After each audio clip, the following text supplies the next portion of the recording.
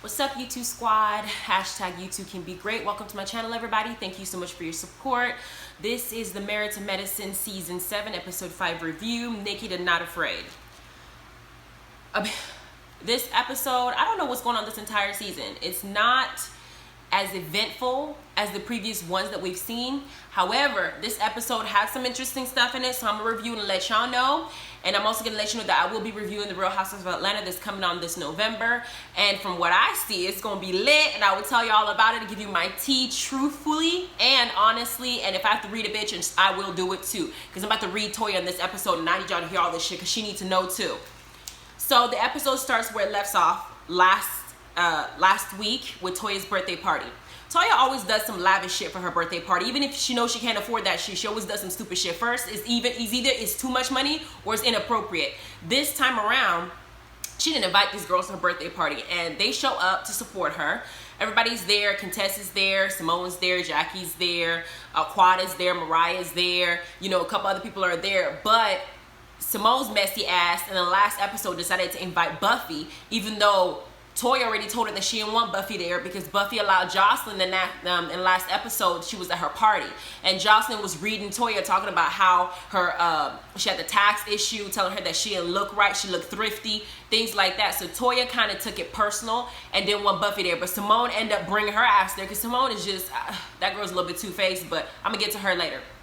They're at this birthday party, and all these fine naked black men come out, but I'm sitting there thinking to myself, this is disrespectful to Eugene. Why? Y'all all married. I don't know if I'd be okay with my wife talking about I want to have a birthday party, and I'm looking at a bunch of naked dudes, and it's not like they're posted somewhere on their own, not touching my wife, not even interacting with her, they're just there as a statue and they're painting them. But no, these are like a low-key bachelorette type party situation going on. So Toya had these dudes there, and she's laughing, thinking it's cool. Heavenly is genuinely disturbed. She is genuinely like nervous. She is genuinely upset because she knows that she would not be okay with Damon or Daddy doing this type of shit. And you can tell that Contessa's kind of like, you know, okay, I'm gonna be happy about it, but they're all like, we're acting some type of way. They end up staying there, drawing a whole bunch of dicks on paper. When they're leaving after the whole picture is done, one of the dudes decides to go and pick up Heavenly, carry her from her booty. I mean, this man lifted her straight up. She's in the air talking about, somebody get this child now. Somebody, like, seriously, you can tell she's uncomfortable, and she's trying to make sure that if Damon saw this video, she wasn't even touching that man. She had her hands up in the air like, you need to understand that I didn't do this, it's not my fault, trying to not get herself in trouble. But Mariah's messy ass, if y'all peeped that, she decided to take a photo. And Heavenly realized what Mariah was doing. So she said, so you got your receipt, huh? Mariah took a photo to keep on her phone. And we don't know what she's going to do with it. But she now feels like she caught Heavenly doing something inappropriate to Daddy. And y'all know that they've had this issue this whole time where Heavenly last season and the season before didn't call Mariah a liar. She's made it clear that she's Team Quad. And she also brought up some of the stuff that Mariah's been saying about, you know, and talked about Mariah's mama and kept saying your mama, your mama, your mama, you know, basically calling her ugly and just, you know, picking at her. And Mariah has always felt like Heavenly was a complete bitch, and she was a bitch to Mariah. She didn't like her, and she made it clear. So they've had this big issue to where last season it got to a point to where Damon was about to beat up Dr. Aiden. It went that far. Mariah broke a glass and everything, talking about she about to kill this bitch, hurt her, you know, and stuff like that. So I know that these ladies don't forget stuff. They don't get over stuff. So they're going to carry this till the next season, the season after that. So she got Heavenly being held by a man, and she took the picture. And I guarantee you, as we talk later, she's going to use that picture. So we move on, and Buffy and Toya have this little argument. Toya decides to bring up that petty ass shit about how Jocelyn was at her party. Buffy's like, girl, bye. I defended you. I told her that she don't need to be talking to you like that. She was a guest in my house. She was my friend. You showed up. It is what it is. And Toya did make a point saying that she didn't want her there. And that's true. Simone's going to sit there with her messy ass. Had I known that this was going to happen, I never would have had Buffy come. Bitch, shut up. You knew this was going to happen. You wanted to be messy. I feel like Toya likes messy stuff. She likes being a part of it. She likes being in it, and then she wants to hide her hands later saying she didn't know. The next scene we see is Contessa and her kids at her house. They're talking. You got Simone recapping the night, you know, the stripper situation with Cecil. Mariah and Aiden are playing pool. Toya goes to surprise Eugene at his job and lets Eugene know, you know, that she wants a picture in his office. You know, she's supposed to have pictures. But as she's doing that, Eugene is telling her, you know, some of the husbands call him and told him that they were pissed off about what she did. Toya is sitting there like, I don't know why they're so uptight. No, Toya, you are married. They are married. If you're going to have a bunch of naked dudes with their dick out for us to see, you need to at least let these ladies know what they're coming into. You didn't tell them. They showed up and they didn't warn their husbands, so now they got to go home and get yelled at. Some of them get scolded at. Heavenly was smart and didn't tell Damon. Actually, I don't think I would have told my husband too, but I mean, you didn't say anything, and it makes me feel like you knew they would not come or they would not be okay with it, so you deliberately kept that information to yourself. Now you're sitting here in front of Eugene talking about, I don't know why they're mad. Eugene is the only one who has patience for you, Toya. He's the only one who tolerates your shit. Nobody else will tolerate it but you, so you should have said something. But Eugene is telling her, she's kind of making light of the situation and basically saying that the husbands are uptight, not really taking them seriously, putting them in an awkward position. So Eugene says, I'm gonna be with the guys and we're gonna try to fix this, because now he realizes how much trouble Toya has got him in and he wants to go and fix it because Toya ain't gonna listen. They also discuss about moving into their new home that costs the most because Bugetto Toya decided to spend all this money. The next thing we have, Simone goes to see Jackie at her office. They're discussing Toya's party. Jackie says that she didn't tell Curtis the whole story. And Jackie, like I said, or like Mariah said last episode, is showing her slip. Because Simone didn't ask her, Jackie, did you tell Curtis what really happened? And Jackie makes the whole thing like, well, it's just like Magic City. If y'all recall last season in the episode when they were asking, or the season before when they were asking the men, when Lisa Nicole was there, if they tell their wives when they go to strip clubs, and Curtis said that he don't tell her when they go to strip club, and the strip club that they got caught in, he said that they had a good menu and that's the reason why they were going. And Jackie was looking at Curtis like, So this happened. She went home and Simone was asking her, did you tell Curtis? She said, well, it was just like Magic City. They got good food. She didn't tell him the truth because she's like, I'm gonna get you back for this one type situation. She knew what she was doing. Jackie stopped. But Jackie decides to say that she's doing a book called Queen Bee, and that it's about women and empowering women and all this other stuff that she wants them to do, and that she wants them to touch on sex toys. And she wants to get some research about sex toys because she's going to have a chapter in her book about that. They're over there, describing how they're going to do it. And Jackie says, you know what, this is serious to her, and this is the area that she's not familiar with. She's familiar about the health and the vagina and bringing, spice in your relationship, but this part she needs more information on. The next thing we have is Simone's house, the kids, with her kids, and they're helping them clean up. And apparently Cecil's now Airbnb-ing her other house that they had when they were still going through issues, trying to make money. Simone is pissing me off with this. Cecil is a good man. He has a good job, or he had a good job, and he has been a supportive husband in the household. You got 2 boys. He's been there with you, tolerates your loud ass mouth. And now that this man done lost his job, not by any fault of his own, she's like making it seem like him not working, or him not, that he's just like some useless person. I don't like that when people do that. This is not his fault, and he's doing everything he can to make sure the money keeps coming in. But Simone is kind of picking at it like she has a deadbeat husband, and that's not the case. So I don't like that. But we find out that he's Airbnb-ing the house so they can get more money in the household. And she makes a comment talking about more money in this household is always good, as if you're not being paid as a doctor, as if Andy's not paying you for this shit show that you're doing on TV. Like, girl, bye.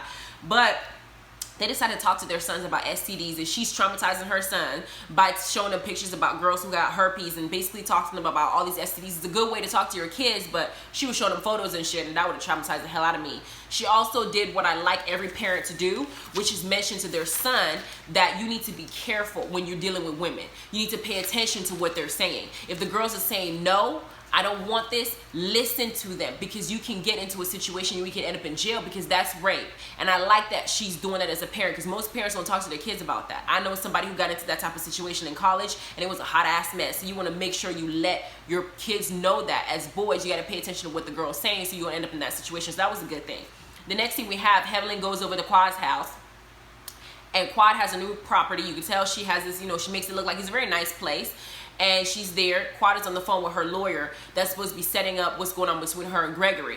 And the lawyer is discussing with her that they got to file their taxes for the final time as a couple. They have to do it because they were married most of the year and stuff like that. And she's got to now let Gregory know that he's got to file his taxes. And she's complaining like, why do I got to let Gregory remind Gregory to do his taxes? But the thing is, she's doing all of this on speaker.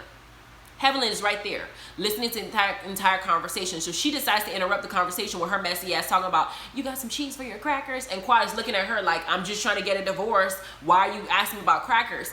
But at the end of the day, I'm thinking to myself, if you're going to be having this conversation loudly in front of me, I'm assuming that you want me to know about what's going on.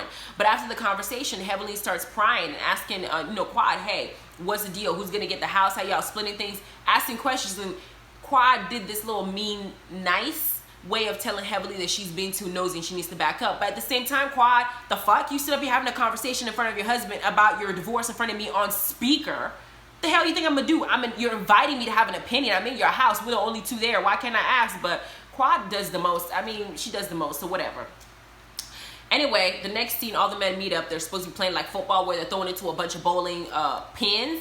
And the men are meeting. Dr. Damon shows up with a suit. You got Aiden. You got Buffy's husband. There's apparently a psychiatrist as well. And I feel like they're going to be the next Quad and Gregory besides outside of the divorce, because you got Quad and you got, you know, her psychiatrist husband, Gregory. But now you got Buffy and her husband, David, I think was his name, and he's a psychiatrist as well. They're all hanging out. And they're now eating a meal. And they're talking about what happened because Eugene brought them together to talk about this situation. We find out from that meeting that Heavenly has yet to tell Dr. Damon about what happened because she feels guilty. We all know she feels bad. She knows Damon wouldn't like it, so she didn't say shit. But the problem that I had in this situation, you could tell, is that Aiden decides to use this as an opportunity with him and his messy wife to show Damon the photos of how bad things were, because he was mad too. And Mariah was sending him photos. Why would you do that? And we know Aiden's a snitch. He tells everything. So he now sits right next to Damon to make sure he shows Damon the photos. And you could tell Damon was pissed. Number one, his wife didn't tell him something that all these men know, and he's sitting here and they're supposed to be a really good, perfect couple type situation, and he's sitting here looking stupid because his wife didn't tell him what happened. So she looks like she's being sneaky. On top of that, he's now irate. You could tell he's mad, but he's like, you know what? We can do what we want. Since the woman decided to do all this, we can do whatever we want, and I don't care. I don't care how they feel about it. I don't care. You can tell that he's mad, and Curtis is looking at him like, oh shit, what the fuck did we just do? Y'all see, Dr. Damon has another side to him. He's mad, but he's not showing that he's mad. He's about to go do something that will get him in trouble, knowing he will piss off Dr. Heavenly. He knows he's gonna piss her off. He's like, why would you do this, buddy? Why would you put me in this situation, buddy? I'm in front of all these men. You know the facade that I have about being a good husband and a good man. You got these men looking at me like my wife didn't tell me the truth, buddy. Shit, I'm gonna get you back for this one. So we leave that scene, and then you got the next scene. Toya and Eugene are moving to their new house, and this scene just irritated me because Toya was complaining the whole damn time. I just didn't want us moving to this house until it was done. Well, bitch, what the fuck you want me to do? Eugene can't make it go any faster, so stop being mad at him and stop whining, because we find out later the kids showed up and they're happy. Like, what? Toya gets on my nerves, and I feel like she kept picking and picking and picking because she wanted Eugene to say, okay, baby, let's go and let me pay for something else and waste money so we can just not stay in this house. Let's go spend money elsewhere. But because Eugene didn't give her that, she finally like gave up and just let it go. The kids showed up, they were cool, but Toya, whatever. Then also as this happening, Heavenly, Jackie meet up and they go to the sex store. Heavenly takes, you know, it's called Liberator. The store's called Liberator. Heavenly takes that little, one of the vibrators, puts it on her nose. You can tell Heavenly's a freak because she's sitting there with this thing and she's like in Zen mode with this little thing in her nose. And she's like looking like she's about to have an orgasm right there with that shit in her nose. And Dr. Jackie's looking at her like this. Heavenly, what are you doing? She likes whips, she likes chains, she likes handcuffs. These girls are just freaks as it is. It is what it is at this point, but Jackie wants to get some information so she can use in her book, so she went to the store. So I like that she did that. That was a scene I liked. It got to show me a fun side of Heavenly, outside of the messy side, and I enjoyed it. Jackie brings up the fact that she wants them to go on another girls trip to Savannah, Georgia in a bus. And Heavenly's like, it's a 4-hour drive. We need to escape. You can't have me, Contessa, and all these people inside there doing all this stuff. But that's something that Jackie brings up. And that's something that I enjoyed as well. We move on to the next scene with Contessa and her husband outside having a conversation. Contessa is putting the kids to sleep. And she goes outside to her husband, and he's outside drinking wine. And it seems like there's been some tension between the two of them, because Contessa, as you know, has been trying to find all these different career paths to better herself, but she's not really secure. First, she said she didn't want to work and she wanted to be with the kids. Then she said she's going to work part-time. Now she's doing public health and studying, but she's doing it in Nashville when the kids are still at the pivotal stage in their life. They still need to be taken care of. They still need to be watching. We got to be there. Y'all ain't got a nanny. So he's a little bit irritated with her saying, I didn't sign up for this shit. Contessa is like, I get her point of view, because if the situation was reversed and your man was out there getting his life together and doing something, she would not complain. A lot of women don't complain about stuff like that because they're built to endure certain things as women. However, the man, he's sitting here making her feel bad about going to Nashville. I understand his concern on his side. Like, I understand both sides, because he doesn't feel like he signed up for the situation. They're still married, they're still together. It's not like they're divorced and she's in Guam or something like that. They're together, and he expected this to be a two-parent household, which means that you got to be there just as much as I'm there. So I get that. I understand both sides, but Contessa's kind of like feeling some type of way. Like, you know, if it was you, I'd support you. Why would you do that? What I don't get is why Contessa felt the need to go all the way to Nashville to do school. There are several public health programs that you could do that were within where you're at that can make you be close to the family. She said, well, it's the best.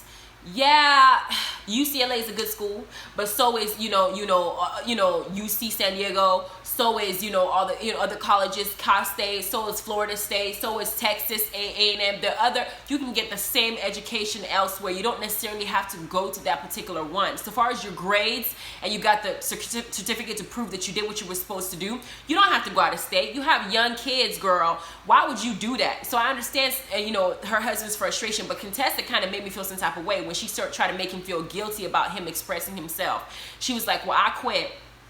I know that's what you want.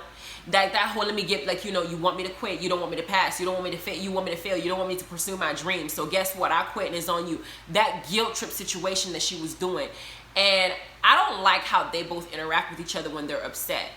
He kind of puts it on her in a kind of like a sarcastic, mean way, like, you know what? You got to go study. You got to do this. And now she's kind of doing the same way. Both of them need to learn how to articulate their anger in a healthier manner, because they're married at this point. They got kids. The way that they're doing this, kind of digging it in and making the other person feel guilty, it's not a good way to fight. But I understand both of them, and I do hope that, they work it out. They're a good couple, so I hope they work it out. But this episode, I give it a C-. It was mediocre. This entire season has been mediocre. The excitement in me to talk about this is very difficult, but I'm bringing it to y'all because you deserve to hear it better. I think I did it better and explain I was more entertaining, but I don't know. I'm gonna try to keep doing the next reviews just to give you guys something. But anyway, please like and subscribe. Invite people to join. I am still doing the promotions for Amazon. Again, Ashira630. Please shoot me an inbox. I can get this gift card to you. I'll give you 1 week to do it. If you don't, then I got to pick the runner up. So hopefully this all works out. Please, everybody, like and subscribe. Let me know your comments below, what you think about this entire season and how you feel. And we'll see you next time. Bye.